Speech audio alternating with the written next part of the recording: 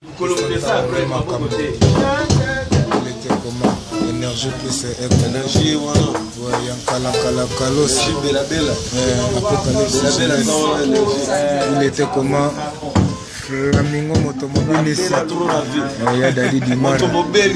Il était comment?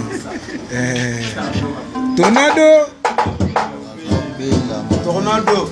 Des photos Batota qui ekosila na ngolo ya nkolo bataki ya décembre ekosimba te énergie motomobele moto matanga uzi Ibrahim nzambe na nyonso nzambe na tout omoni motomobele te énergie et puis ancien testament ye moto kala ye moto kala sakana ba lumumba ye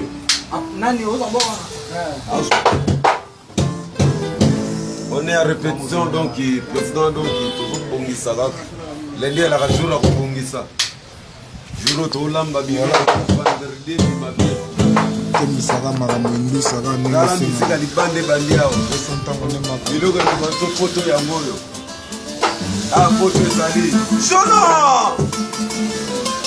chez nous les millions garçons